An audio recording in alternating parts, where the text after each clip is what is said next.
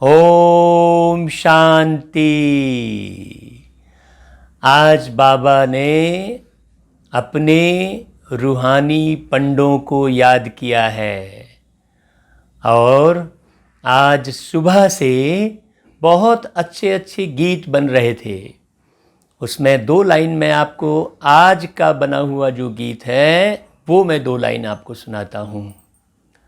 आप भी मेरे बाबा को पहचान लो, आप भी मेरे बाबा को पहचान लो। सब सुख देते हैं वो, सब सुख देते हैं वो, ये जान लो। आप भी मेरे बाबा को पहचान लो, आप भी मेरे बाबा को पहचान लो। देखो, हमने बाबा को बहुत अच्छे से पहचाना, बहुत अच्छे से जाना और सारे सुख पाए प्यारे बाबा से। सुख के सागर है वो। अभी तो ये दुनिया पूरी दुखों से भर गई है। जहाँ देखो वहीं दुख ही दुख है। एक भी घर ऐसा नहीं मिलता जहाँ थोड़ा भी सुख हो। और देखो हम तो पूरे देश का भ्रमण किए हैं आध्यात्मिक चेतना जगाने के लिए। विदेशों में भी गए हैं, लेकिन हर जगह रोती हुई मनुष्य आत्माएं ही हमारे पास आई हैं। सबके पास कोई ना कोई समस्या ही है और दुनिया के दुखों से यदि छूटना है तो दुनिया के मालिक को बहुत अच्छे से जानना, समझना, पहचानना और उनकी बातों को धारण करना अनिवार्य है। बिना जाने पहचाने आप उनकी बातों को धारण भी नहीं कर सकते और फिर उनको याद भी नहीं कर सकते। ईश्वर से संबंध बनाना बहुत अनिवार्य है। अभी तो हम ईश्वर, प्रभु, अल्लाह, गॉड ये कहते हैं और हम कहते हैं मेरा बाबा, प्यारा बाबा, मीठा बाबा, ऐसा कहते हैं हम। अंतर हो गया, बहुत अंतर हो गया। अब हमारा रिश्ता बन गया, जन्म से लेकर अंत घड़ी तक का रिश्ता। जैसे छोटे बच्चे को बाबा कहते हैं और बूढ़े को भी बाबा कहते हैं, तो बचपन से लेके बुढ़ापे तक का रिश्ता उस प्यार के सागर परमात्मा से हमने बना लिया। अब किसी भी रिश्ते का कोई दुख नहीं, किसी भी रिश्ते की कोई कशिश नहीं, किसी भी रिश्ते से कोई शिकायत नहीं। देखिए कितना प्यारा जीवन। क्या आप नहीं चाहेंगे आपका भी ऐसा प्यारा जीवन हमारे जैसा आपका भी बन जाए? नहीं तो आप तो गाते थे पहले गीत और हम भी गाते थे। आंसू भरी है ये जीवन की राहें, कोई उनसे कह दे हमें भूल जाए, ऐसा गाते थे। और अब हम क्या गा रहे हैं? खुशियाँ मुझको मिल गई, कलियाँ जीवन की खिल गई। जब से मैंने जाना ये ब्राह्मण परिवार, जब से मैंने जाना ये ब्राह्मण परिवार, तब से मैंने पाया प्रभु का प्यार अपार। खुशियाँ मुझको मिल गई, कलियाँ जीवन की खिल गई। तो हमने अपने हृदय में, अपने मन में, अपने चित्त में ईश्वर के प्यार की खुशियाँ अपार भर ली। उसके बाद हमने आपको बताना शुरू किया। हाँ, खजाना पूरा हमने उस प्यार के सागर, ज्ञान के सागर से वो ज्ञान का खजाना हमने पूरा का पूरा हप कर लिया। फिर सुनाना शुरू किया।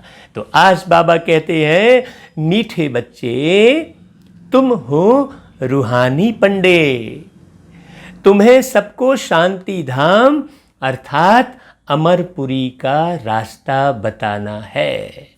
तो देखो बाबा का आदेश, बाबा ने पहले खुशियों से हमको भरा, फिर आदेश किया कि बच्चे जाओ रूहानी पंडे बनो। वो जो पंडे हैं वो आपको तीर्थ ले जाते हैं।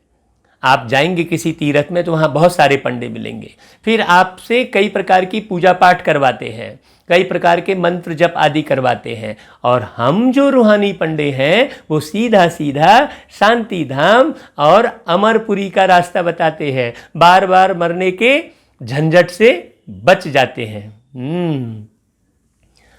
आलस्य तज कर आत्म उन्नत के लिए आगे बढ़ो, सुख शांति के भंडार तुम हो, प्यारे बाबा का ज्ञान सुनो। तुम हो अजर तुम हो अमर, मरने का झंझट तोड़ दो, पाओगे अपना रूप जब, ये प्रेम बंधन तोड़ दो। प्रेम जो है बंधन के रूप में नहीं होना चाहिए, प्रेम जो है रूहानी नजरों से भरा हुआ होना चाहिए। अभी प्रेम जो है बंधन के रूप में आप बांध कर रखे हैं, प्रेम को आपने स्वतंत्र नहीं किया है। अभी रिश्ते कोई आते हैं तो ऐसा करना पड़ेगा, वहाँ सौगात देनी पड़ेगी, ऐसा मन में ख्याल आते हैं आपके। तो वो वाला प्रेम बंधन तोड़कर, जिस्म वाला प्रेम बंधन तोड़कर रूहानी प्रेम से सज जाओ, क्योंकि वो प्यार का सागर हम सब बच्चों को रूहानी प्रेम, आत्मी प्रेम सिखाते हैं। अभी तो हम शब्दों की लड़ाई लड़ रहे हैं, बोले ये उर्दू शब्द है तो ये हिंदी शब्द है तो ये फलाना है, इस शब्द को यूज मत करो, अब हिंदू का यूज करो। देखिए कितनी जगह हम फंसे पड़े हैं। देखिए बाबा क्या प्रश्न करते हैं। बाबा कहते हैं तुम बच्चों को कौन सा नशा है, उस नशे के आधार पर कौन से निश्चय के बोल बोलते हो। ये बाबा हमको कितने वर्षों से पढ़ाकर फिर ये प्रश्न कर रहे हैं। बाबा कहते हैं तुम बच्चों को यह नशा है कि हम बाप को याद कर जन्म जन्मांतर के लिए पवित्र बनते हैं।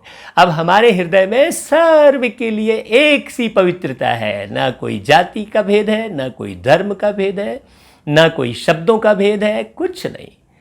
हर शब्द से परे, हर जाति से परे, हर धर्म से परे हम उस परमात्मा के बन गए हैं और हम सब परमात्मा के बच्चे, सबको ऐसा जीवन जीना है।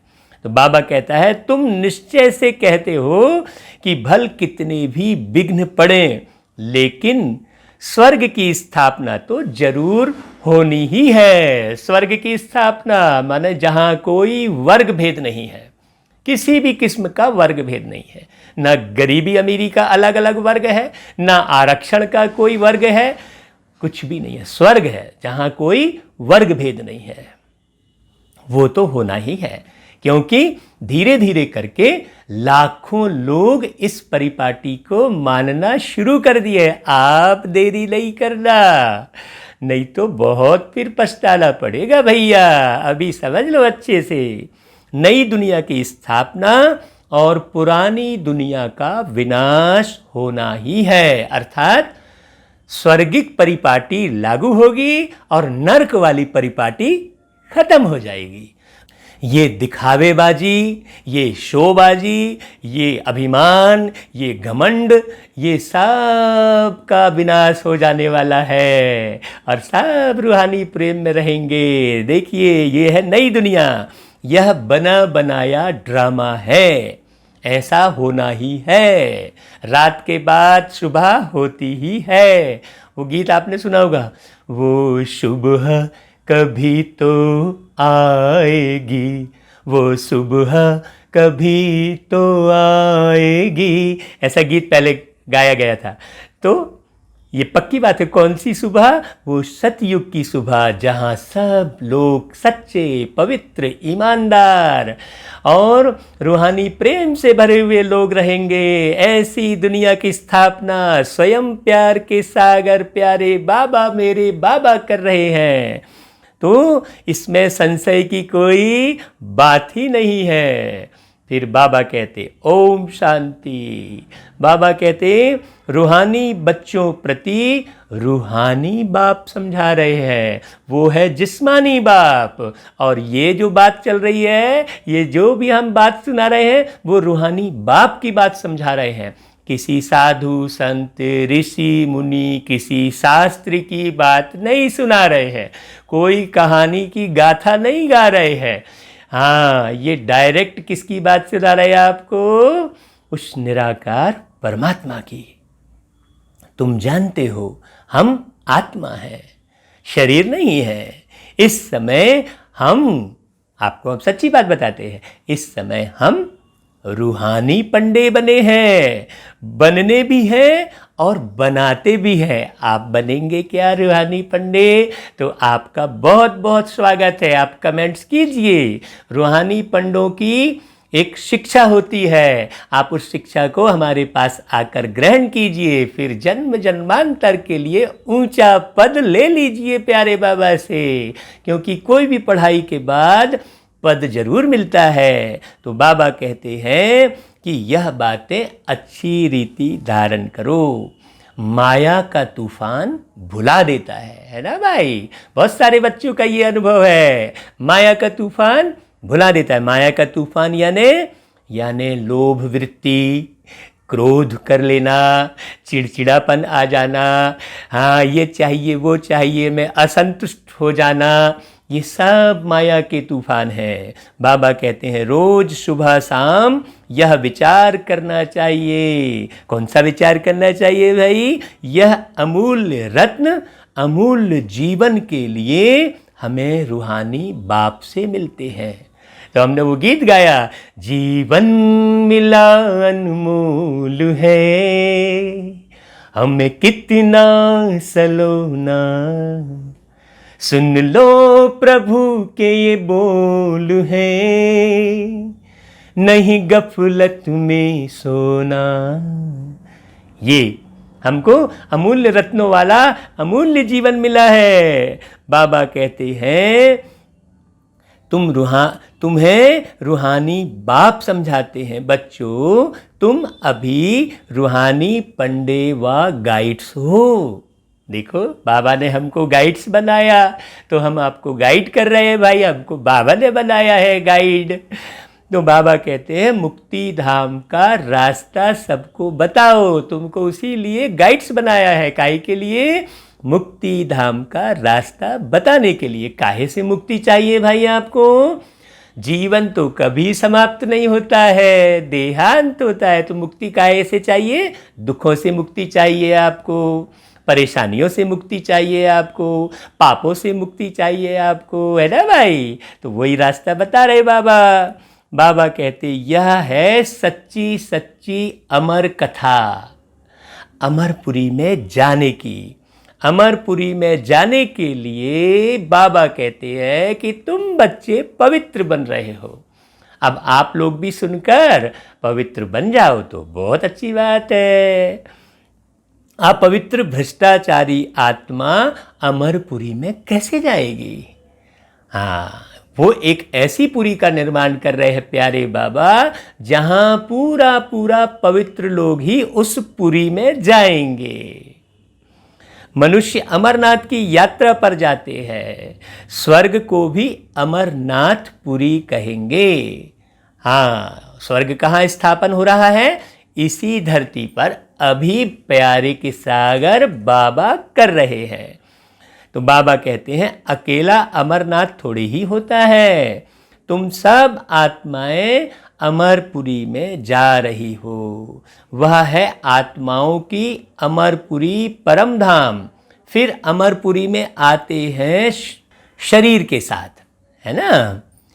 वहाँ कौन ले जाते हैं? परम पिता परमात्मा सभी आत्माओं को ले जाते हैं। ऐसी बात कोई बोलेगा क्या? उसको अमरपुरी भी कह सकते हैं, परंतु राइट नाम शांति धाम है। वहां तो सबको जाना ही है ना? वहां तो सबको जाना ही है शांति धाम में। जाना वही हम सबको।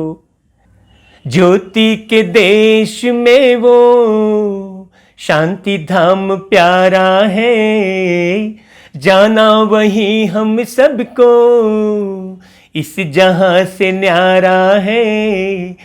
हमें अब जाना है कि अब घर जाना है। देखो, ये कई साल पहले ये गीत बना था, आपको पहले भी सुनाए होंगे हम। बाबा कहते हैं, ड्रामा की भावी ताली नहीं टले, यह अच्छी रीति बुद्धि में धारण करो। पहले पहले तो स्वयं को आत्मा समझो। जब तक स्वयं को आत्मा नहीं समझेंगे, सच्चाई का पता नहीं चलेगा। अपने नाम रूप को भूलो। कार्य व्यवहार में उपयोग करने के लिए बस नाम का उपयोग कर लो। कहीं पर फॉर्म भरना है, कहीं जाना आना है, तो टिकट लेना है, तो नाम का उपयोग कर लो। बाकी उस नाम रूप में जीवन क्यों जी रहे हो भाई? तुम तो उस नाम के हो ही नहीं। जब तुमने जन्म लिया था तब तुम्हारा कोई नाम था क्या? नहीं था ना। तो काहे उस नाम रूप में इतना फंस गए जो उसी नाम से दुखी हो रहे हो? बाबा कहते, परम पिता परमात्मा भी एक आत्मा ही है, बस वो परम आत्मा है, परे ते परे है। वो इस दुख भरी दुनिया में या सुख भरी दुनिया में नहीं आते हैं। वो दुख सुख से न्यारे हैं, परे है सबसे। लेकिन हम तो सुख चाहते हैं, सुख चाहते हैं तो सुख मिलता है, फिर सुख पाते हैं तो फिर बाद में दुख भी मिलता है। ये बात बड़ी गहरी समझने की है। बाबा कहते हैं, सिर्फ उनको परम पिता परमात्मा कहते हैं, वह हमको समझा रहे हैं। वही ज्ञान का सागर है, पवित्रता का सागर है। अब बच्चों को पवित्र बनाने के लिए श्रीमत देते हैं कि मामे कम याद करो तो तुम्हारे जन्म जन्मांतर के पाप कट जाएंगे। बाप को जानेंगे तब पाप कटेंगे। ईश्वर मत बोलो, प्रभु मत बोलो, वो है बाप। उस पूरे विश्व के बाप को जानेंगे तो पाप कटेंगे और आगे पाप नहीं होंगे। बहुत अच्छे से समझना। बिना बाप को जाने समझे आत्माओं के द्वारा किए हुए पाप खत्म नहीं हो सकते और बंद नहीं हो सकते। इसीलिए अब बाप को जानना है, जो पूरे विश्व का बाप है, जो सर्व आत्माओं का बाप है। समझना अच्छे से। बाबा कहते हैं, याद को ही योग कहा जाता है। अब उन्होंने तो योग की परिभाषा ही बदल दी। हाथ पैर हिलाने को योग कहते हैं। अब गीता में कर्म योगी जीवन सिखाया है, अर्थात कर्म करते करते योग का अभ्यास। तो अब बताइए, अगर शारीरिक आसन को योग कहेंगे तो रोटी बनाते समय अगर वो आसन करने लग जाए, कर्म के साथ योग करने की बात है। कर्म योगी जीवन सिखाया है गीता में। तो कर्म के साथ अगर ऐसा योग करने लग जाएंगे तो फिर कैसे रोटी बनेगी? गाड़ी चला रहे हैं और अगर शारीरिक आसन को अगर योग कह रहे हैं और वो योग गाड़ी चलाते हुए करने लग जाएंगे तो क्या एक्सीडेंट नहीं होगा? वास्तव में परमात्मा को, उस ईश्वर बाप को सही अर्थों में जानकर, पहचान कर, संबंध बनाकर उनकी याद में रहना ही योग है। ठीक है? बहुत अच्छे से समझने की जरूरत है। किनकी याद में? परमात्मा की याद में। कौन रहेगी? आत्मा। हाँ, तो बहुत अच्छे से समझना भैया। तो बाबा कहते हैं, तुम तो बच्चे हो ना, बाप को याद करना है, याद से ही बेड़ा पार है। अब याद मतलब नाम रटना नहीं कहलाया। हाँ, याद मतलब जैसा वो डायरेक्शन दे रहे हैं उसी अनुरूप अपना जीवन बनाना, वो है याद। हाँ, याद मतलब कोई भय नहीं होना, भयभीत नहीं होना भगवान से। उनके ज्ञान को सुनकर समझकर अपने जीवन में उतारना, वैसा जीवन अपना बनाना। जैसा वो प्यार का सागर है वैसे ही हम भी प्यार के सागर सबके लिए बन जाएं। ये है याद।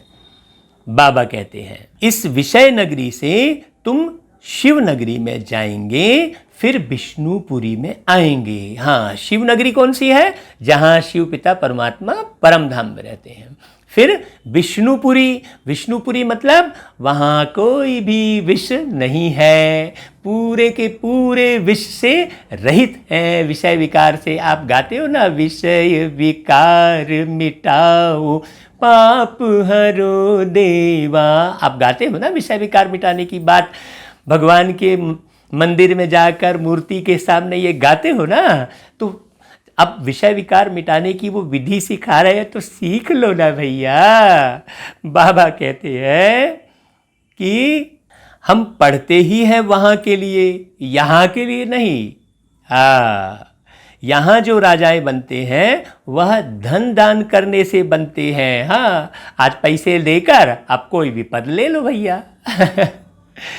आज की तो स्थिति यही है, आप पैसे देकर आप बढ़िया जो है चुनाव की टिकट भी ले लो, ऐसे चल रहा है आजकल। तो धन देकर आप राजाई पद ले लो। वहाँ ऐसी बात नहीं है, वहाँ योग्यता के आधार पर राजाई मिलेगी। और वो योग्यता कब धारण करनी है? अभी धारण करनी है। किसको धारण करनी है? आत्मा को धारण करनी है। पद किसको मिलेगा?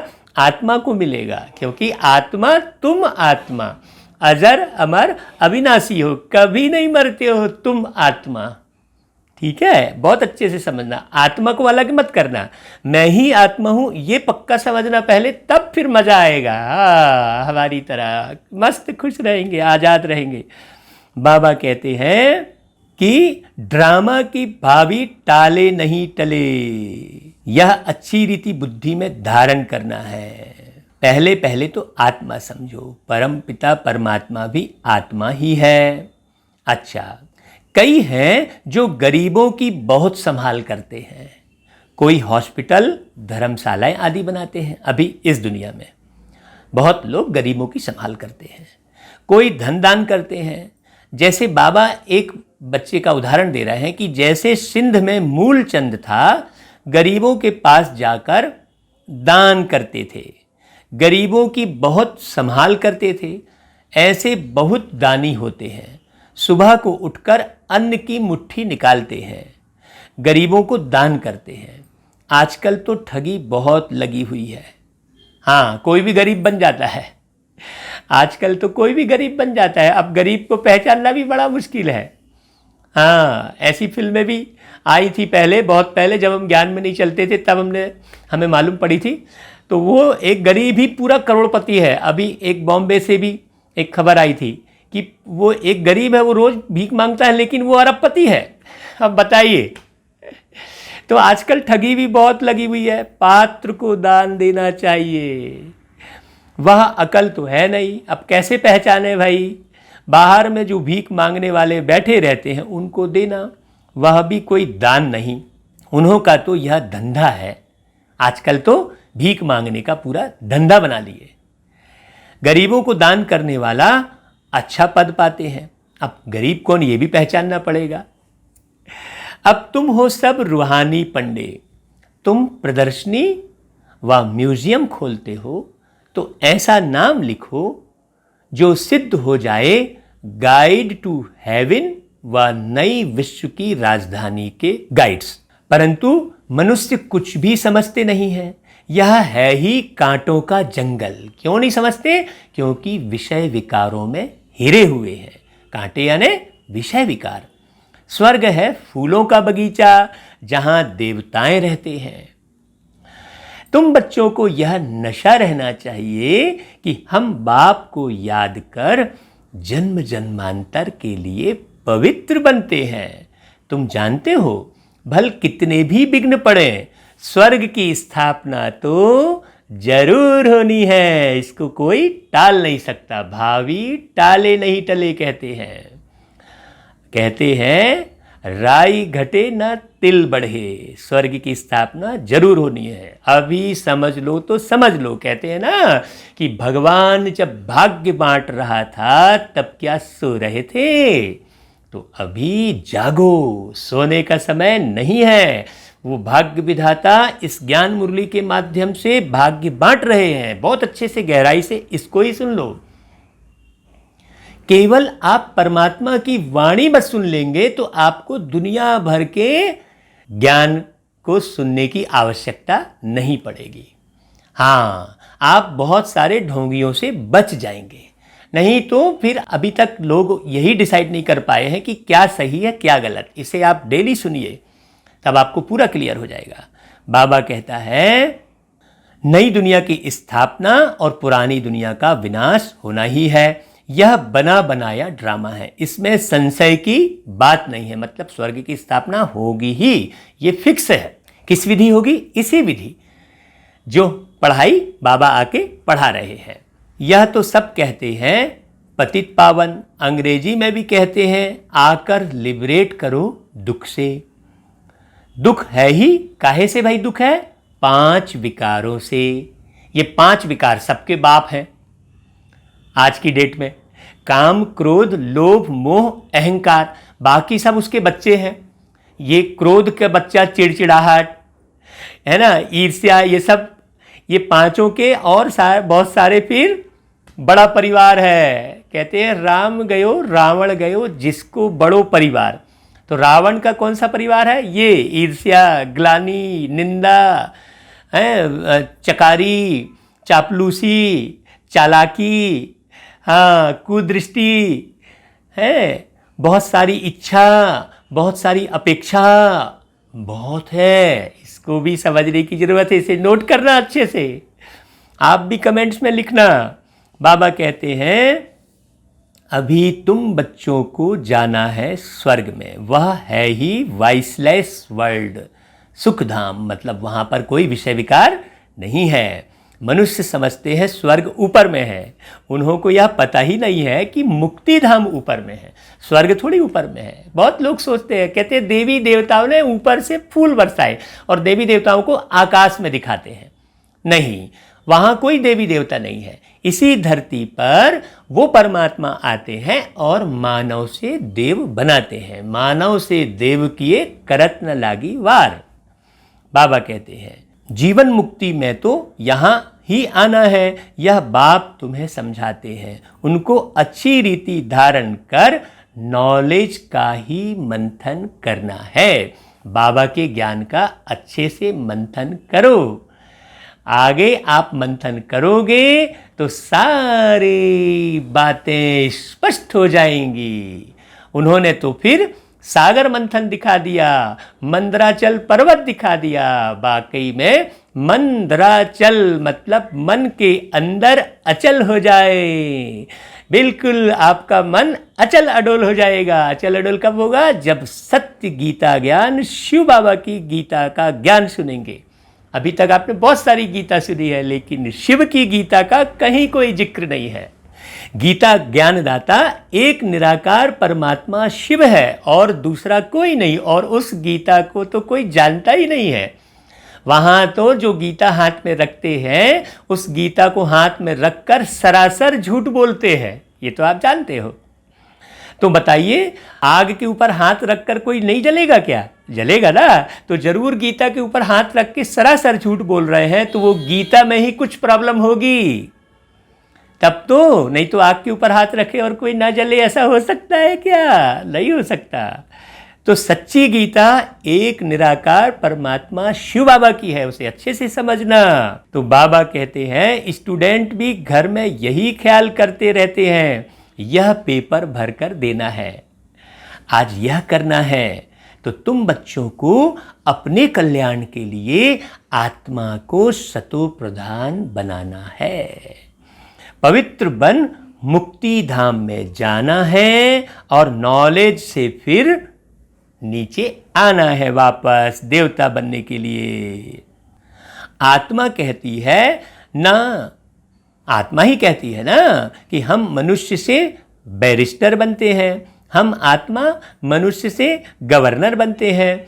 आत्मा बनती है ना शरीर के साथ, शरीर खत्म हो जाता है तो फिर नए सिरे से पढ़ना पड़ता है। आत्मा ही पुरुषार्थ करती है विश्व का मालिक बनने के लिए। अब मैं आत्मा वही पुरुषार्थ कर रहा हूं, आप भी करते चलो भाई। अच्छे से मानो बात को। बाबा कहते हैं यह पक्का याद कर लो कि हम आत्मा हैं। देवताओं को ऐसे नहीं कहना पड़ता, क्यों? क्योंकि यहाँ से ही पुरुषार्थ करके फिर वो देवता बने हैं, फिर ये पक्का हो जाता है। जैसे अभी आपके शरीर का नाम आपको पक्का हो गया है, जैसे आपको आपका घर पक्का हो गया कि ये मेरा घर है, मम्मी पापा सब पक्के हो गए कि हाँ ये मेरी माँ है, ये मेरे पिता हैं, वहाँ कोई संशय नहीं है। वैसा ही आप ये अच्छे से समझ लो कि आप एक आत्मा हो, उस परमात्मा के बच्चे। तो बाबा कहता है याद नहीं करना पड़ता, क्योंकि वह तो है ही पावन। जब हम पतित होते हैं तब परमात्मा को याद करते हैं। प्रारब्ध भोग रहे हैं, पतित थोड़े ही हैं जो बाप को याद करें। देवी देवता परमात्मा को याद नहीं करते, क्योंकि वो पावन रहते हैं, प्रारब्ध पाते हैं। तुम आत्मा पतित हो, इसलिए तुम्हें बाप को याद करना ही है। हाँ, क्योंकि तुम पतित हो। बोल रहे थे ना भाई कि विषय विकार मिटाओ, हाँ पाप हरो, तो तुम पतित हो ना।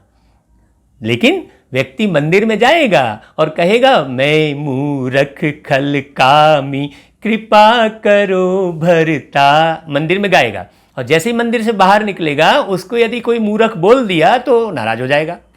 अरे भाई, आप अभी अभी स्वीकार कर रहे थे कि मूर्ख हूं मैं मूर्ख खल यानी दुष्ट हूं, खल कामी यानी काम वासना से ग्रसित हूं, ऐसा गा रहे थे। और अब तुमको कामी, दुष्ट और मूर्ख कह दिए तो क्यों बुरा मान रहे हो? इसका मतलब वहां झूठ बोल रहे थे, हैं? या तो वहां झूठ बोल रहे थे भगवान के पास, या तो समझ ही नहीं रहे हो, बस खाली गा दिए। अगर समझ रहे होते तो जरा भी बुरा नहीं लगता। आज सब अपने आप को कहते हैं मैं मूर्ख, आरती गाते हैं ना, तो बात समझने की है। बाप कहते हैं कि यह ड्रामा है ना, एक भी दिन एक समान नहीं होता, यह ड्रामा चलता रहता है। हाँ, सब दिन होत ना एक समान कहते हैं, ये बदलता रहता है। परिवर्तन संसार का नियम है, इसीलिए अब अपने स्वभाव को बदल लो, अपने संस्कारों को बदल लो। जो समय रहते अपने स्वभाव, अपने संस्कार को बदल लेगा, वो बहुत सुंदर देवी दुनिया में आकर राज करेगा। बाबा कहते हैं सारे दिन का पार्ट सेकंड बाय सेकंड बदलता रहता है, सूट होता रहता है। तो बाप बच्चों को समझाते हैं कोई भी बात में हार्ट फेल मत हो, यह ज्ञान की बातें हैं। भल अपना धंधा आदि भी करो, हाँ कोई धंधा छोड़ने की बात थोड़ी है, परंतु भविष्य ऊंच पद पाने के लिए पूरा पुरुषार्थ करो। अब ज्ञान सुन लेंगे तो धंधा करते भी वो ज्ञान बुद्धि में रमण करता रहेगा, लेकिन रोज सुनेंगे तब, पूरा सुनेंगे तब।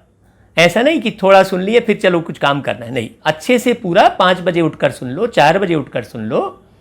ऐसे दिनचर्या बनाना पड़ेगा, अपनी दिनचर्या पूरी सेट करनी पड़ेगी, तब आप इतना जो बाबा जो इतना ऊंचा ज्ञान दे रहे हैं, इतना ऊंचा पद दे रहे हैं परमात्मा के, वो आप हासिल कर सकेंगे। यह ज्ञान की बातें हैं। भल अपना धंधा आदि भी करो, परंतु भविष्य ऊंच पद पाने के लिए पूरा पुरुषार्थ करो। गृहस्थ व्यवहार में भी रहना है। अब लोग कहते हैं घर गृहस्थी छुड़ा देते हैं, कहाँ भाई घर गृहस्थी छुड़ा देते हैं? देखिए स्पष्ट बाबा कह रहे हैं कि गृहस्थ व्यवहार में भी रहना है।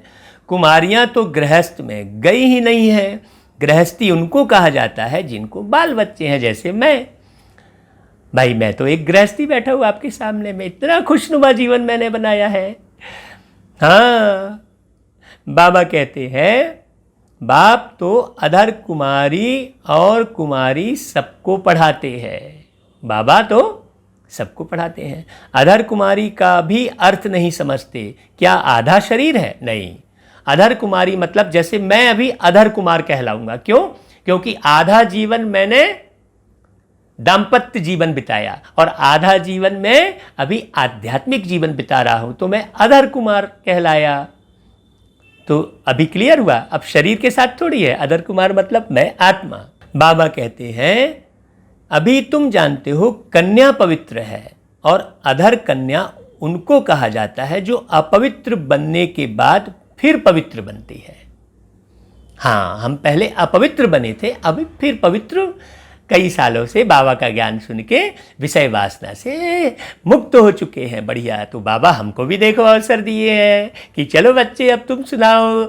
ऐसे तुम सुनाओगे तो सब गृहस्थियों को इसमें प्रेरणा मिलेगी। ऐसा करके बाबा अमृत बेले हमको उठा उठा के टच किए और कहा कि बच्चे अब तुमको ये कार्य करना है। और जो ब्रह्मा के तन में जो बाबा आए थे वो भी गृहस्थी थे। क्यों? क्योंकि प्यार के सागर पिता परमात्मा गृहस्थ आश्रम का ही निर्माण करते हैं। संन्यास आश्रम का या संन्यास धर्म का स्थापना नहीं करते हैं। तो बाबा कहते हैं तुम्हारा ही यादगार खड़ा है, बाप ही तुम बच्चों को समझाते हैं, बाप तुमको पढ़ा रहे हैं। तुम जानते हो हम आत्माएं मूल वतन को भी जानते हैं, फिर सूर्यवंशी चंद्रवंशी कैसे राज्य करते हैं। लड़ाई आदि की तो बात ही नहीं है। ऐसी कोई लड़ाई झगड़े की तो कोई बात नहीं है।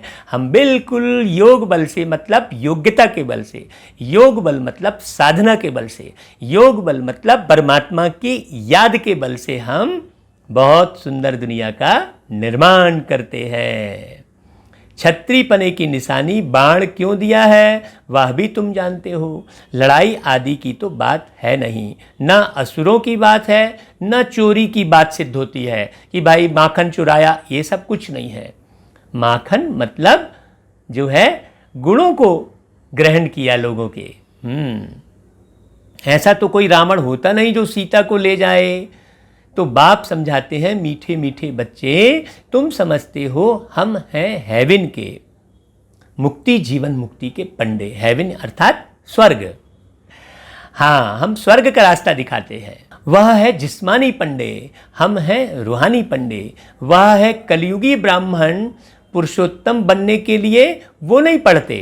हम मुखवंशावली ब्राह्मण पुरुषोत्तम बनने के लिए पढ़ रहे हैं। हम पुरुषोत्तम संगम युग पर हैं और वो कलयुग में हैं सारे के सारे। बाबा अनेक प्रकार से समझाते रहते हैं, फिर भी देह अभिमान में आने से भूल जाते हैं। तुम बच्चे, बाबा कहते हैं कि तुम बच्चे भूल जाते हैं। मैं आत्मा हूँ, बाप का बच्चा हूँ, वह नशा नहीं रहता है। जितना याद करते रहेंगे उतना देह अभिमान टूटता रहेगा। हम तो भैया मुरली पढ़ पढ़ के खूब पढ़े हैं मुरली। इतना आनंद है इस मुरली में, जो ऐसा आनंद इस दुनिया में कहीं दूसरी जगह है ही नहीं, ये गारंटी है। आधी रात को उठ कर हम मुरली पढ़े। रात को 2 बजे उठ जाते थे, 3 बजे उठ जाते थे, आज भी उठते हैं और खूब मुरली पढ़े हैं। जितना पढ़ेंगे उतना समझ में आएगा। समझ गए, ऐसा जल्दबाजी नहीं कर रहा। हाँ, जल्दबाजी में समझ में नहीं आने वाला है कि हाँ हम समझ गए।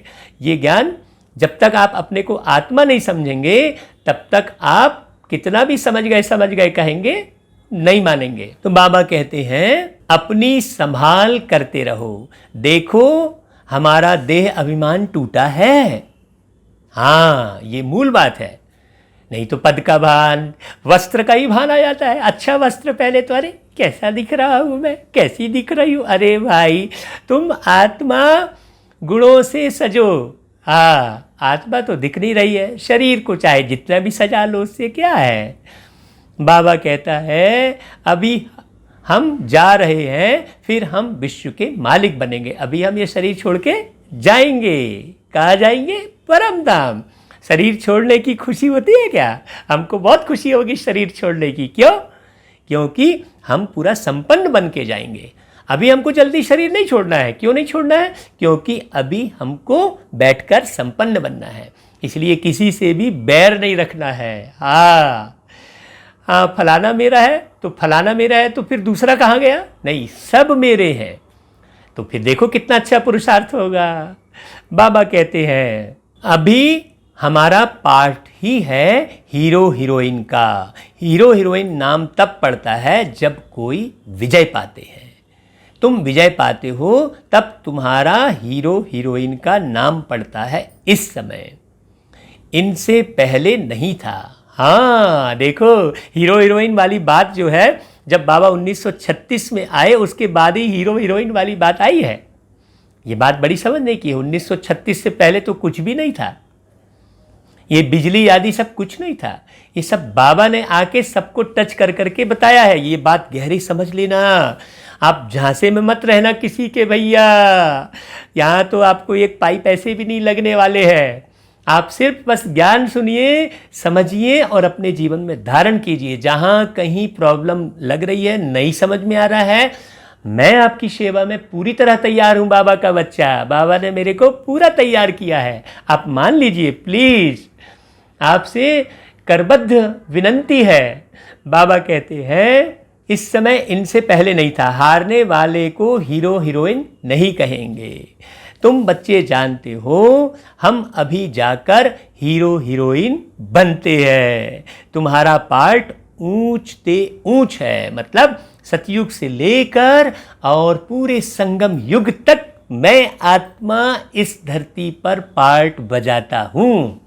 ये पक्का बता दे रहा हूँ आपको। जन्म जन्मांतर, तो अब मरने का भय समाप्त। किसी भी व्यक्ति की मृत्यु भय से होती है, असावधानी से होती है और अज्ञानता से होती है।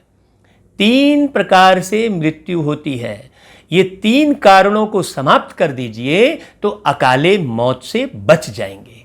शरीर तो छोड़ना ही पड़ेगा, ऐसा नहीं कि शरीर नहीं छोड़ना पड़ेगा। हम भी शरीर छोड़ेंगे, सब शरीर छोड़ेंगे। जो शरीर लिए हैं उसे छोड़ना ही पड़ता है, ये सिस्टम है। लेकिन अकाले नहीं छोड़ेंगे, समय से पहले नहीं छोड़ेंगे, क्योंकि भय बहुत है दुनिया में, अज्ञानता बहुत है और असावधानी बहुत है। इसके कारण मौतें हो रही हैं। ये 3 कारण को समाप्त कर दिया जाए तो कोई भी अकाले मौत का शिकार नहीं होगा। ये शिक्षा से होगा और ये आध्यात्मिक शिक्षा से ही होगा और कोई दूसरी शिक्षा से नहीं होगा। आप लोग सहयोग करें, आप लोग इस शिक्षा को ज़्यादा से ज़्यादा फैलाएं। आप इस झमेले में ना पड़ें कि ये फलानी संस्था का ज्ञान है, कि ये किसी व्यक्ति विशेष का ज्ञान है, कि किसी साधु सन्यासी का ज्ञान है, कि क्या मेरा है। नहीं, ये ज्ञान डायरेक्ट सबके मालिक एक जो शिव हैं उनका ज्ञान है। इसलिए इसे ज़्यादा से ज़्यादा शेयर करने का पुरुषार्थ कीजिए। बाबा कहते हैं कौड़ी और हीरे का तो बहुत फर्क है। भल कोई कितने भी लखपति व करोड़पति हो, परंतु तुम जानते हो यह सब विनाश हो जाएंगे, क्योंकि नई दुनिया के निर्माण करने के लिए पुरानी दुनिया को तो समाप्त करना ही पड़ेगा। जैसे भाई और एक नई दुनिया कहाँ से लाएंगे? जैसे जगह नहीं होती है और मकान पुराना हो जाता है तो उसी मकान को तोड़कर फिर उसमें नया बनाते हैं। तो ये पुरानी दुनिया को तो समाप्त करना ही पड़ेगा। वो किसी भी विधि से समाप्त हो रही है, आप देख भी रहे हैं। लेकिन अभी बाबा बच्चों को संस्कारवान बनाने के लिए इंतजार कर रहे हैं, चरित्रवान बनाने के लिए इंतजार कर रहे हैं। हाँ, थोड़ा इंतजार करेंगे। ये वीडियो के माध्यम से, ये सोशल मीडिया के माध्यम से प्रचार चल रहा है। जो इसको मान लिया, जान लिया, समझ लिया, वो बहुत बेहतर, बड़े सुख से इस दुनिया से जाएगा और फिर वापस अच्छी दुनिया में आएगा। बाबा कहते हैं तुम आत्माएं धनवान बनती जाती हो। हाँ, बन के बाबा आपके, बन के बाबा आपके, हम कितने धनवान हुए। बन के बाबा आपके, हम कितने धनवान हुए। तो बाबा कहता है अब हम किस बात से धनवान हुए? हाँ, बाबा ने गुण सिखाए, बाबा ने ज्ञान रत्नों से हमको धनवान बनाया। हाँ, बाकी सब देवालय में जा रहे हैं। यह सब बातें धारण करनी है, निश्चय में रहना है। यहाँ नशा चढ़ता है, बाहर जाने से नशा उतर जाता है। बाबा कहता है निश्चय में रहना है। यहाँ नशा चढ़ता है, फिर बाहर जाने से उतर जाता है। जब तक आप मुरली सुनेंगे नशा चढ़ा रहेगा, फिर उसके बाद काम धाम में लग गए, उसको भूल जाते हैं। यहाँ की बातें यहाँ रह जाती है। बाप कहते हैं बुद्धि में रहे कि बाप हमको पढ़ा रहे हैं। जिस पढ़ाई से हम मनुष्य से देवता, अवश्य बन जाएंगे। इसमें तकलीफ की कोई बात नहीं है। मक्खन में बाल की तरह हम शरीर छोड़ेंगे और बहुत सहजता से जन्म लेंगे। अभी तो शरीर छोड़ने में भी दुख होता है और जन्म लेने में भी रोते हुए ही बच्चा आता है, क्योंकि बहुत कष्ट होता है माँ को भी और बच्चे को भी। तो धंधे आदि से भी कुछ टाइम निकाल याद कर सकते हो। यह भी अपने लिए ही तो धंधा है ना। ये धंधा जो आप करते हैं वो आपके एक जन्म काम आएगा, लेकिन ये जो ज्ञान रत्नों का जो धंधा प्यारे बाबा सिखाते हैं वो आपको 21 जन्म काम आएगा। हाँ, हमने एक गीत बनाया था, उसमें हमने मैं व्यापारी हूँ ज्ञान रतन का, प्रेम नगर है धाम। मैं व्यापारी हूँ ज्ञान रतन का, प्रेम नगर है धाम। ले लो बाबा का ज्ञान, शिव बाबा का ज्ञान। ले लो बाबा का ज्ञान, शिव बाबा का ज्ञान। सोना चांदी कुछ नहीं लेता, मालूम मुफ्त में देता। सोना चांदी कुछ नहीं लेता, मालूम मुफ्त में देता। बांटता राजू कुछ नहीं भाई, मोली तोली कछु नाही। बांटता राजू कुछ नहीं भाई, मोली तोली कछु नाही। ज्ञान बाबा अनमोल रतन है, ज्ञान बाबा अनमोल रतन है, कौड़ी लगे नहीं दाम।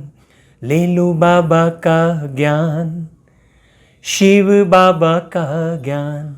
मैं व्यापारी हूँ ज्ञान रतन का, प्रेम नगर है धाम।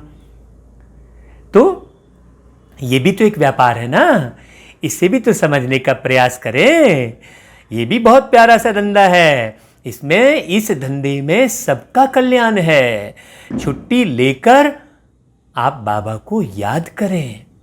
जैसे आप शादी ब्याह के लिए धंधे से समय निकालकर छुट्टी लेते हैं ना, किसी बर्थडे पार्टी में जाते हैं तो छुट्टी लेते हैं ना, तो बाबा को याद करने के लिए भी तो थोड़ा समय छुट्टी ले सकते हैं धंधे से। आपको फायदा ही होगा। ये कोई झूठ नहीं बोलते हैं। सारा दिन ऐसे ही थोड़ी गवा देना चाहिए चंद पैसों के लिए। अब फिर ये पैसे रहेंगे कि नहीं रहेंगे।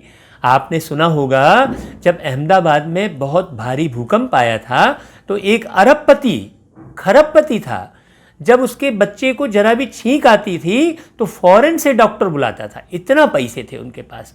लेकिन भूकंप के समय क्या हुआ कि उसी बच्चे के कफन के लिए पैसे नहीं बचे। फिर उसके ऑटो ड्राइवर ने उस बच्चे के कफन के पैसे दिए। तार तार हो गए थे वो अरबपति भाई। तो कुछ समय निकालिए। पल भर निकालिए प्रभु के भी नाम पर। वैसे तो जिंदगी में करने को बहुत कुछ है। वैसे तो जिंदगी में करने को बहुत कुछ है। पल भर निकालिए प्रभु के भी नाम पर। पल भर निकालिए प्रभु के भी नाम पर। धड़कन का जब तलक है सीने में सिलसिला, प्राणों का चल रहा है जब तक ये काफिला। रहबर बनाइए उसे जीवन की शाम तक। पल भर निकालिए प्रभु के भी नाम पर।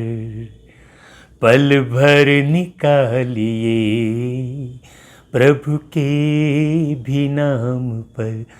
निकालते ही नहीं है, सारा समय धंधे पानी में बिताते हैं, सारा समय घर के चक्करपट्टी में है।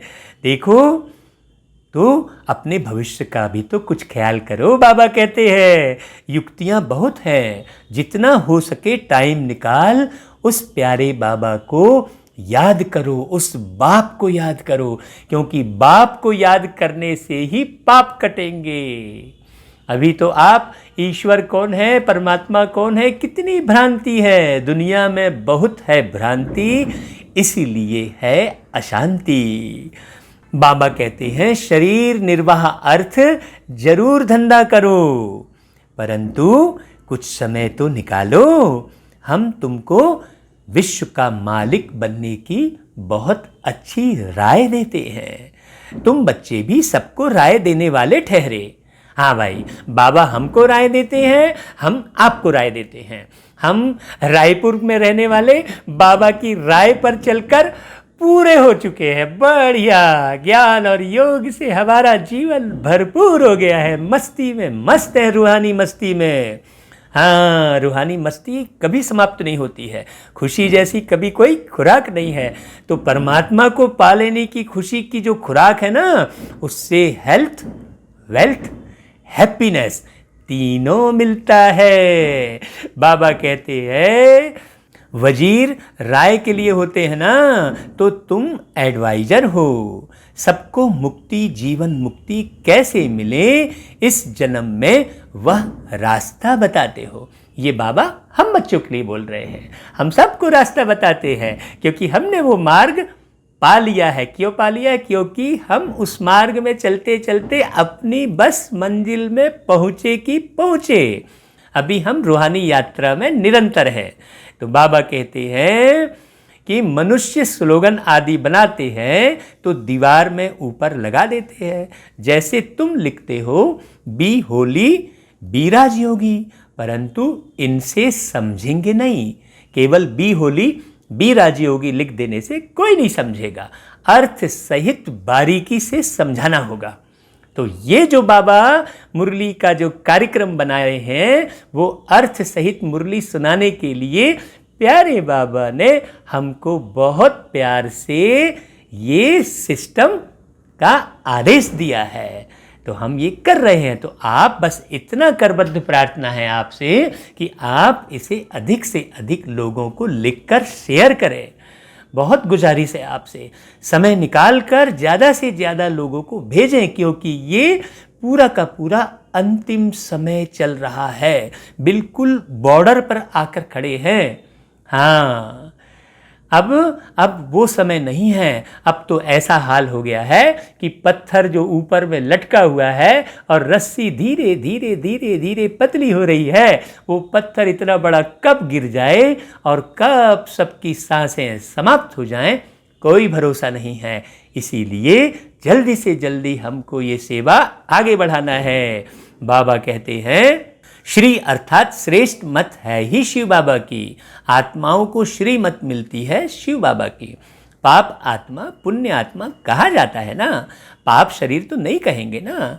कोई भी व्यक्ति शरीर में रहकर आत्मा पाप कर्म करती है तो पाप आत्मा कहलाती है, पाप शरीर कभी नहीं बोलते हैं। पुण्य करती है कोई भी आत्मा तो पुण्य आत्मा कहलाती है, पुण्य शरीर नहीं कहते हैं। तो शरीर बगैर आत्मा न पाप न पुण्य कर सकती है। तो जितना हो सके विचार सागर मंथन करो। एक माता थी, वो यज्ञ से जुड़ी हुई थी बाबा के। तो वो क्या कर रही थी कि यज्ञ में आज धन लगाऊंगी, कल धन लगाऊंगी, ऐसा कहते कहते समय निकल गया, लेकिन वो धन नहीं लगा पाई और फिर उसका शरीर छूट गया। तो शरीर छूटने के बाद उसको एहसास हुआ, अरे मैं तो ईश्वरीय कार्य में अपना धन नहीं लगा पाई। तब वो दूसरे के शरीर में प्रवेश करके बोली कि क्या मैं अब इस शरीर में बैठकर साइन कर सकती हूँ? तब उनसे कहा गया कि नहीं, शरीर आपका छूट गया तो आपका सब कुछ छूट गया। तो शरीर के साथ ही जितना पुण्य कर सकते हैं करिए। जितना ये ज्ञान योग की सेवा करेंगे उतना पुण्य जमा होगा और उतनी खुशी बढ़ती रहेगी। हाँ, ये खटारा गाड़ी से, ये खटारा गाड़ी किसे बोल रहा हूँ मैं? ये शरीर को। हाँ, ये खटारा गाड़ी का कोई भरोसा नहीं है, कब जाम हो जाए, कब रुक जाए, कब इसका चक्का बंद हो जाए। समझना अच्छे से। बाबा कहते हैं टीचर व प्रोफेसर है तो उनको भी युक्ति से यह रूहानी पढ़ाई पढ़ानी चाहिए। हाँ, जिससे कल्याण हो, क्योंकि टीचर अगर ये रूहानी पढ़ाई पढ़ेंगे तो अपने विद्यार्थियों को भी बहुत अच्छे से बता सकते हैं। बाकी इस जिस्मानी पढ़ाई से क्या होगा? ये एक जन्म मिलेगा, रूहानी पढ़ाई जन्म जन्मांतर चलती है। तो बाबा कहते हैं हम यह पढ़ाते हैं, बाकी थोड़े दिन हैं, विनाश बिल्कुल सामने खड़ा है, बॉम्ब्स आदि सब तैयार हो चुके हैं। अंदर उछल आती रहेगी कि कैसे मनुष्यों को रास्ता बताएं। हमको तो बहुत उछाल आती है भाई। हाँ, हमको तो बहुत उछाल आती है कि हम किस प्रकार से लोगों को समझा लें कि मेरा बाबा मुझे मिल गया और मुझे खजाना मिल गया है। बाबा कहते हैं एक बच्ची को पेपर मिला था जिसमें गीता के भगवान की बात पूछी गई थी, तो उसने लिख दिया गीता का भगवान शिव है, तो उनको नापास कर दिया। समझती थी हम तो बाप की महिमा लिखती हूँ, गीता का भगवान शिव है, वह ज्ञान का सागर है, प्रेम का सागर है। कृष्ण की आत्मा भी, जो कृष्ण एक शरीर का नाम है, उसमें जो आत्मा बैठी थी वो 84 जन्म लेकर अभी वही आत्मा निराकार ज्योति स्वरूप परमपिता परमात्मा परम शिक्षक से पढ़ रही है। तो वो गीता का ज्ञान कैसे देंगे? तो बाबा कहता है यह बैठ लिखा तो फेल हो गई। माँ बाप को कहा कि भाई हम यह नहीं पढ़ेंगे, अब अभी इस रूहानी पढ़ाई में लग जाएंगे। बच्ची भी बड़ी फर्स्ट क्लास है, पहले ही कहती थी हम ऐसा लिखूंगी तो नापास हो जाऊंगी, ऐसा मालूम था उसको। परंतु सच तो लिखना है ना, ये सच है कि निराकार ज्योति स्वरूप परमात्मा शिव ही गीता का ज्ञान दाता है। इसलिए हमारे पीछे पर्दे में लिखा रहता है कि शिव की भगवत गीता। हाँ, ये गीता आपने कहीं नहीं सुनी है, बाकी बहुत ढेर गीता सुनी होगी आपने, न जाने कितनी सारी गीता प्रिंट हो चुकी हैं अलग अलग, और बहुत सारे अलग अलग वर्णन भी है। तो लोग मूंझ गए हैं किसको हम सही माने।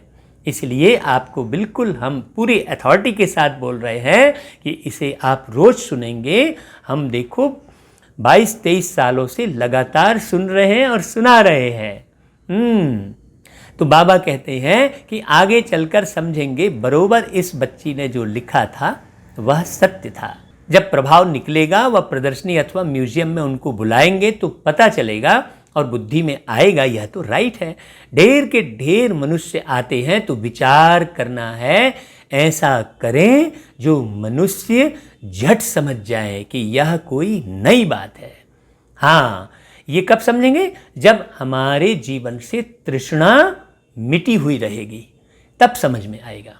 अगर हम ही उलझे रहेंगे किसी भी दुनिया के चकरपट्टी में, दुनिया के बाहर के गंदे दृश्यों में, बाहर के लड़ाई झगड़े में, हमें नहीं पढ़ना चाहिए। यदि हम पढ़े रहेंगे तो कभी भी लोगों को मालूम नहीं पड़ेगा।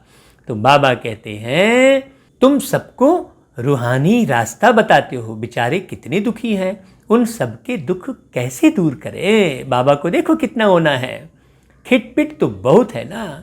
एक दो के दुश्मन बनते हैं तो कैसे खलास कर देते हैं, है ना, मार देते हैं एक दूसरे को। बाबा कहते हैं अब बाप बच्चों को अच्छी रीति समझाते रहते हैं। माताएं तो बेचारी अबोध होती हैं, कहती हैं हम पढ़ी लिखी नहीं हैं।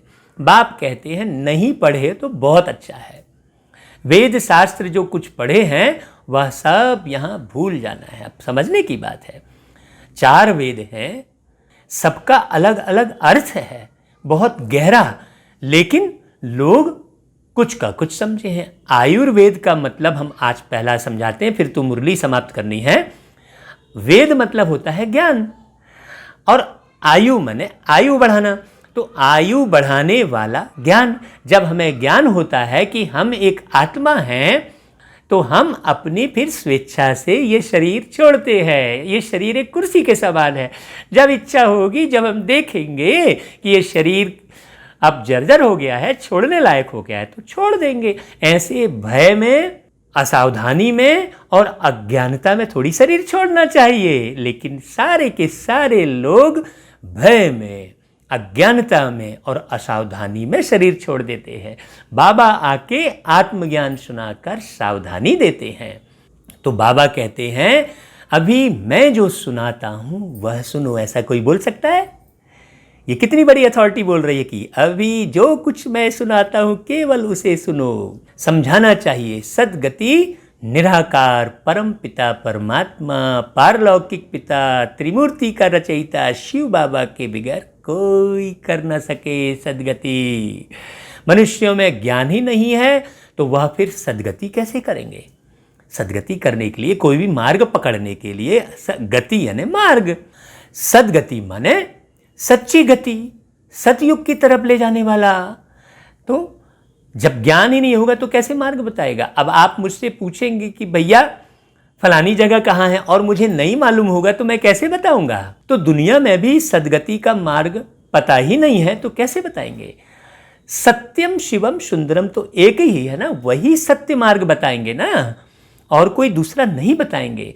और ये बार बार हम कह रहे हैं आपको कि ये शिव की वाणी है, इसे मिस नहीं करना, सुनते जाना, समझते जाना। ये धीरे से समझ में आएगी और आपको पूरा पूरा जल्दी कब समझ में आएगा मैं वो राज बताऊं आपको। वो जब समझ में आएगा जब आप विषय विकार छोड़ेंगे। ये बात अच्छे से समझ लीजिए। मैं गृहस्थ में रहते हुए ये पूरे अनुभव की अथॉरिटी के साथ बोल रहा हूं, क्योंकि बाबा की बातें जो निराकार है, निराकार की बातें निराकार ही समझ सकता है। इसलिए रामायण में लिखा है खग जाने खग ही की भाषा। परमात्मा भी एक खग यानी पक्षी की तरह है और आत्मा भी खग यानी पक्षी की तरह है। तो परमात्मा की भाषा आत्मा को कब समझ में आएगी? जब आत्मा निराकार समझेगी अपने आप को, शरीर के बंधन से अलग समझेगी।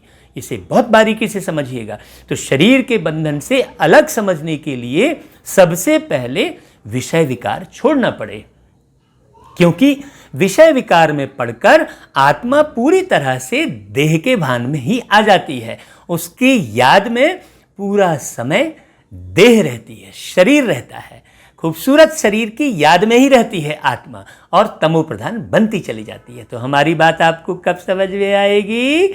जब आप पहले पहले विषय विकारों को छोड़ेंगे। हमारी बात अर्थात हम कौन सी बात बता रहे हैं? हम शिव बाबा की बात बता रहे हैं। हाँ, हमारी बात मतलब हम बाबा के साथ जुड़े हैं, इसलिए हम हमारी शब्द बोल रहे हैं। मेरी बात नहीं बोल रहा हूं मैं। हम माने मैं और बाबा दोनों, मैं बाबा का, बाबा मेरा। तो मनुष्य जो है ऐसे थोड़े ही कहेंगे, जो यहाँ के होंगे वही समझने की कोशिश करेंगे।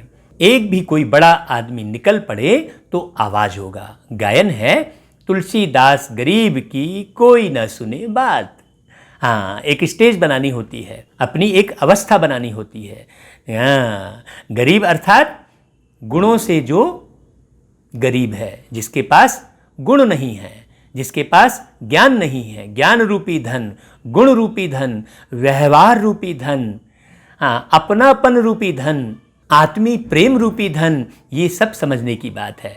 बाबा सर्विस की युक्तियां तो बहुत बतलाते हैं, लेकिन बच्चों को अमल में लाना चाहिए। अच्छा, फिर बाबा याद प्यार देते हैं, मीठे मीठे सिकी लधे बच्चों प्रति मात पिता बाप दादा का याद प्यार और गुड मॉर्निंग। रूहानी बाप की रूहानी बच्चों को नमस्ते। सभी बच्चों को बाबा नमस्ते कर रहे हैं और हम सब रूहानी बच्चों की रूहानी मात पिता बाप दादा को याद प्यार, गुड मॉर्निंग और नमस्ते बाबा। फिर धारणा के लिए मुख्य सार है जिसे आपको धारण करना है। तो सवेरे आप मुरली को पढ़ लेंगे तो सारा दिन धारण करेंगे, और यदि रात में पढ़ेंगे तो फिर कब धारण करेंगे भैया? रात में तो रिवाइज करना है। 1 घंटा सवेरे पढ़ लो और फिर 1 घंटा रात में इस वीडियो को सुन लो। तो क्या होगा, रात में जब आप इस वीडियो को सुनकर सोएंगे तो स्वप्न में भी विकर्म नहीं होंगे, क्योंकि स्वप्न में भी यदि विकर्म होते हैं तो वो आत्मा के ही खाते में चढ़ता है, क्योंकि आत्मा ही विकर्म कर रही है ना। तो बाबा कहते हैं कि धंधा आदि करते भविष्य ऊंच पद पाने के लिए याद में रहने का पूरा पूरा पुरुषार्थ करना है। यह ड्रामा सेकंड बाय सेकंड बदलता रहता है, इसलिए कभी कोई सीन देखकर हार्ट फेल नहीं होना है, मुरझाना नहीं है, चाहे कैसा भी सीन आ जाए। क्योंकि हमारा लक्ष्य तो भैया सतयुग में जाने का है। तब यहाँ के मार धाड़ लड़ाई झगड़े को देखकर हमारा थोड़ी हार्ट फेल होगा, हम थोड़ी मूंझेंगे, है ना भाई। बाबा कहता है यह रूहानी पढ़ाई पढ़कर दूसरों को पढ़ानी है। अब देखो आप भैया, ये पूरी अर्थ सहित जो मुरली है ये सबको ज़्यादा से ज़्यादा भेजने का पुरुषार्थ करिए, बाबा कह रहा है। आप बिल्कुल टारगेट बना लीजिए कि एक मुरली को कम से कम 1000 लोगों तक भेजना है, रिक्वेस्ट करके कि इसे सुनिए ज़्यादा से ज़्यादा। सबसे कहिए, अगर ये मुरली को चालू करके भी छोड़ देंगे तो भी वाइब्रेशन फैलेगा। मान लीजिए आप वीडियो नहीं देख रहे तो सुन तो सकेंगे, घूमते फिरते काम करते। आप कहेंगे नहीं यार मुझे समय नहीं मिल रहा है, तो आप चालू करके काम करते रहिए भाई। दुकान में आप मुरली को चालू कर दीजिए और सुनते रहिए, दुकान का वाइब्रेशन बहुत अच्छा होगा। हाँ, नेट तो मिलता ही है आजकल, मोबाइल तो हर एक हाथ में हमेशा रहता है। बाबा ने इतनी अच्छी व्यवस्था कराई है, तो दूसरों को पढ़ानी है, सबका कल्याण करना है। अंदर यह उछल आती रहे कि हम कैसे सबको पावन बनाने की एडवाइस दें, घर का रास्ता बताएं। जब दुकान में आपकी मुरली ये बजती रहेगी तो किसी ग्राहक का ध्यान जाएगा तो वो पूछ बैठेगा, तो ये युक्ति है। तो ये मोबाइल की मुरली आप अपने मोबाइल पर दुकान में भी चलाइए तो लोग सुनेंगे। हाँ, अगर घर में टीवी है तो टीवी से जोड़कर सबको दिखाइए, ज़्यादा से ज़्यादा इसको चलाइए, तो निगेटिव एनर्जी भी आपके घर पे नहीं आएगी। क्योंकि भूतनाथ एक शिव बाबा है और शिव बाबा की मुरली आप चलाते रहोगे तो घर में, दुकान में जो निगेटिव एनर्जी का प्रभाव आजकल बहुत चल रहा है वो भी नहीं होगा। अच्छा भाई, फिर वरदान, डबल सेवा द्वारा अलौकिक शक्ति का साक्षात्कार कराने वाले विश्व सेवाधारी भव। हाँ, जैसे बाप का स्वरूप है ही विश्व सेवक, ऐसे आप भी बाप समान विश्व सेवाधारी हो। तो सब जगह ये मुरली भेजो। अब ये मत सोचो कि ये केवल ब्राह्मण परिवार के लिए है, अभी समय बहुत कम है, अभी आम व्यक्ति को पूरी मुरली भेजो। शरीर द्वारा स्थूल सेवा करते हुए मनसा से विश्व परिवर्तन की सेवा पर तत्पर रहो, हमेशा उछाल रहे मन में। एक ही समय पर तन और मन से इकट्ठी सेवा हो। जो मनसा और कर्मणा दोनों साथ साथ सेवा करते हैं, उनसे देखने वालों को अनुभव व साक्षात्कार हो जाता कि यह कोई जरूर अलौकिक शक्ति है। इसलिए मन को हमेशा शुद्ध पवित्र बनाओ, नहीं तो बहुत सारी आत्माओं के क्या होते हैं, कार्य तो पूरा करेंगे लेकिन मन में अशुभ भाव चलाते रहते हैं। ये ऐसा है, वो वैसा है, इसने मेरे साथ ऐसा कर दिया, मेरे साथ वैसा हो गया, ये मन में अशुभ भाव चलाते रहते हैं। तो सब लोग समझना, दुकान में भी आप कार्य कर रहे हो तो शुभ भावना रखो हर ग्राहक के प्रति। अगर आप सर्विस कर रहे हो तो जितने भी आपके साथ जुड़े हुए कर्मचारी हैं सबके लिए शुभ भावना रखो। घर में यदि माताएं भोजन बना रही हैं तो भोजन बनाते समय घर के प्रत्येक सदस्य के लिए शुभ भावना रखो, चाहे वो कैसा भी सदस्य हो। हाँ, ड्रामे को साक्षी होकर देखो। बाबा कहते हैं मनसा सेवा के लिए विशेष एकाग्रता का अभ्यास बढ़ाओ। हाँ, इसलिए इस अभ्यास को नेचुरल और निरंतर बनाओ। कौन से अभ्यास को? शुभ भावना और शुभ कामना। एकाग्रता का अभ्यास बढ़ाओ। एकाग्रता कब आएगी? जब हमारे बुद्धि में, हमारे मन में किसी भी किस्म की चाह बिल्कुल न रहे। हाँ, मान सम्मान पाने की कोई चाह न रहे। हाँ, कोई वस्तु व्यक्ति वैभव में ध्यान मत जाए, तब एकाग्रता आएगी। अच्छा, फिर स्लोगन, सर्वप्रति गुण ग्राहक बनो लेकिन फॉलो ब्रह्मा बाप को करो। हाँ, गुण सबके लेना है, माखन चोर बनना है, लेकिन फॉलो ब्रह्मा बाबा को करना है और किसी व्यक्ति विशेष को फॉलो नहीं करना है। बाबा ने शुरू से यही कहा है। अच्छा भाई, ओम शांति।